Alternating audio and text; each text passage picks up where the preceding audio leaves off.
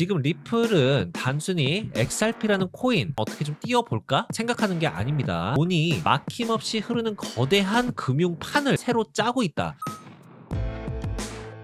네, 여러분 반갑습니다. 트레이더 원입니다. 여러분들 지금 현재 웹3 커뮤니티에서는 리플이라는 회사가 주목을 지속적으로 받고 있는 중이고, XRP라는 코인 자체도 알트코인들 중에서는 거의 주인공이 되어가는 것처럼 관심을 많이 받고 있는 상황입니다. 고점을 한번 찍고 계속 눌림을 받으면서 $2가 결국 깨지고 내려왔죠. 그걸 업비트 기준으로 우리가 만약에 본다라고 하면 5,000원 정도 근방에서부터 계속 눌림을 받고 2,700원대까지 떨어졌습니다. 근데 차트만 봐서는 리플 불안한 거 아니냐, 그렇게 좀 생각을 하실 수도 있습니다. 최근에 리플의 스테이블코인 RLUSD죠. 세계 거래량 1위 거래소인 바이낸스에 상장이 되었습니다. 요번에 WEF 다보스라고 많이들 알고 계실 텐데, 그 포럼 자리에서도 XRP가 언급이 됐었어요. 이제 앞으로는 코인 시장에 대한 규제랑 제도가 좀 확실하게 잡혀가면서 사라지지 않고 실사용이 될 수 있는 그런 코인들이 점점 더 주목을 받게 될 것이고, 기관들이라든지 이제 고래들 같은 경우에도 투자 종목으로 시선이 갈 수밖에 없는 그런 종목 중에 하나가 지금 XRP 코인입니다. 호재들이 조용히 계속해서 쌓여가고 있다. 리플 CEO 브래드 갈링하우스가 미국 암호화폐 이슈 관련해서 또 한 번 발언을 했다. 이러한 내용을 지금 담고 있는데, 미국이 코인 시장을 키우려면 더 이상 미루지 말고 규제 기준을 빨리 정해야 한다. 이렇게 좀 이야기를 했어요. 규제가 생긴다라는 게 시장을 죽이는 것이 아니고, 있어야 오히려 더 큰 돈들이 들어올 수 있다. 이게 바로 지금 리플 입장이에요. 기술만 좋다고 되는 게 아니에요. 결국에는 이제 규제가 잡혀가면은 준수를 하느냐 안 하느냐, 요게 또 핵심이 되는 그런 시기라고 볼 수가 있습니다. 리플 같은 경우에는 예전부터 제도권이랑 같이 간다, 요러한 입장을 계속해서 밝혀왔었습니다. 자, 갈링하우스가 이런 메시지를 전달한다는 것 자체가 웹3에서는 굉장히 엄청난 큰 호재 이슈로 받아들여지고 있는 상황입니다. 바이낸스의 리플 스테이블코인 RLUSD가 상장을 했습니다. 일단은 이더리움 블록체인 위에서 먼저 발행을 하게 된다, 요렇게 좀 이야기가 나오고 있고요. 이게 지금 무슨 말이냐면, 이더리움 지갑이랑 이더리움 네트워크에서 먼저 사용이 가능하도록 할 거고, 메타마스크에서도 지원을 한다라는 그런 이야기로 받아들여질 수 있습니다. 참고로 여러분들, 이더리움 같은 경우에는 뿌리 역할을 하는 체인이다, 이렇게 좀 보실 수가 있는데, 그러다 보니까 특히 신규 코인들이 확장 같은 거를 할 때 일단 이더리움 생태계에 안착하는 것이 이제 전략적으로 흔한 움직임입니다. 왜냐하면 이더리움 생태계에는 이미 지갑도 많고요, 디파이도 이미 잘 형성이 되어 있고, 거래소 연동하는 것도 굉장히 쉽습니다. 이더리움에서 먼저 발행을 하게 될 거고요. 그 다음으로 리플의 XRP 레저에서 발행을 시킬 예정이라고 합니다. 이걸 줄여서 XRPL이라고 이렇게 얘기를 합니다. 이게 뭐냐면요, 리플이 만든 디지털 장부라고 좀 이해를 하시면 돼요. 모두가 볼 수 있고 절대로 고칠 수 없는 그런 투명한 디지털 가계부, 이 XRPL이라는 게 한마디로 리플이 깔아놓은 고속도로 위에 RLUSD라는 전용 차량이 달리기 시작한다, 이해를 하시면 되거든요. 이게 왜 중요하냐면, 결국 스테이블 코인은 현금 같은 겁니다. 여러분들, 달러랑 가치가 똑같은 RLUSD가 돌기 시작한다라고 하면 리플 생태계의 전체가 활발해질 수밖에 없는 상황이 벌어지게 됩니다. 지금 리플은 단순히 XRP라는 코인, 이 가격을 어떻게 좀 띄워볼까 생각하는 게 아닙니다. 아예 돈이 막힘없이 흐르는 거대한 금융판을 새로 짜고 있다. 리플 호재 이슈 중에서도 굉장히 큰 이슈 중에 하나다 보실 수가 있을 것 같아요. 다보스 포럼에서 XRP가 언급이 됐습니다. Neutral Financial Weapon, 이렇게 표현이 됐어요. 이게 뭐냐면 중립적인 금융 무기, 이렇게 좀 표현을 했다는 겁니다. 다보스 포럼이라는 것은요, 지구상에서 돈줄을 쥐고 있는 사람들이 전부 모이는 정기 모임이라고 보시면 돼요. 대통령도 참석을 하고 중앙은행 장들도 이제 참석을 하고요, 월스트리트에 있는 CEO들까지 모여가지고 내년에 세계 경제에 이런 것들을 이제 논하는 자리라고 보시면 되는데, 리플이 다보스 포럼 자리에서 언급이 됐다, 이 얘기가 지금 뭐냐면은, 이제 그냥 코인판에서 나오는 얘기들이 아니라 정치랑 제도권에서도 얘기가 나온다라는 거예요. 그러니까 금융 영역까지 들어왔다라는 겁니다. 이미 실질적으로 요즘은 달러가 무기처럼 쓰여지고 있다라는 말이 있습니다. 마음에 안 드는 나라가 있다라고 하면은 달러 경제망을 아예 끊어버리기도 해요. 대표적으로 이제 러시아랑 이란이 좀 그런 일이 있었잖아요, 그쵸? 그래서 지금 뉴트럴, 이 중립이라는 말은요, 어떤 정치적인 상황에서도 돈을 막히지 않고 흐름을 계속 이어갈 수 있다, 그런 독립적인 결제 레일이 좀 필요하다 해석들이 있고요. 어느 한쪽 편을 드는 게 아니라 누구든 안전하게 쓸 수 있는 금융의 중립지대 역할을 리플이 할 수 있다. 이렇게 좀 많은 분석가들이 해석을 하고 있어요. 트럼프 대통령 측 어드바이저가 이런 말을 했었습니다. 완벽한 코인 법이 나올 때까지 손을 놓지 말고 기다리지도 말고 일단 현실적인 규제부터 만들어서 시장을 움직이자, 이런 얘기를 했었습니다. 발링하우스가 이 말에 공감을 한다라는 내용이 기사로 이번에 지금 나온 거예요. 코인 시장 분위기가 예전이랑은 확실히 다릅니다, 여러분들. 예전 같은 경우에는 코인은 위험하니까 무조건 막아, 이런 분위기였다라고 하면 지금은 막을 건 확실하게 막고 키울 건 확실하게 키워서 금융권 안으로 가지고 오자, 이렇게 바뀌었습니다. 그래서 미국은 지금 코인 시장을 약간 어떻게 보면 정리를 하고 있는 단계라고 보실 수가 있는데, 완벽한 법을 만들려면 몇 년이 걸릴 수가 있습니다. 근데 그 사이에 기업들은 다 해외로 도망을 가고 있는 상황이에요. 지금 당장 기준부터 만들자라고 지금 얘기를 하고 있는 겁니다. 리플이라는 프로젝트는 규제가 나오면 불리해지지 않습니다, 여러분들. 오히려 훨씬 더 빛을 볼 수 있는 그런 구조로 여태까지 키워왔어요. 합법적인 시스템 위로 확실하게 룰이 잡히게 되는 순간부터는 어떻게 되느냐, 리플의 존재감이 엄청나게 많이 커질 수밖에 없습니다. 리플 관련해가지고 호재 이슈들은 이렇게 자잘구레하게 계속해서 나오고 있는 상황입니다. 앞으로 전망 자체는 좋다. 단 비트코인 시장이 같이 한꺼번에 빠지고 있는데 얘 혼자만 떡상하면서 올라갈 것이냐, 그건 아닙니다. 리플이라는 코인이 단기간 안에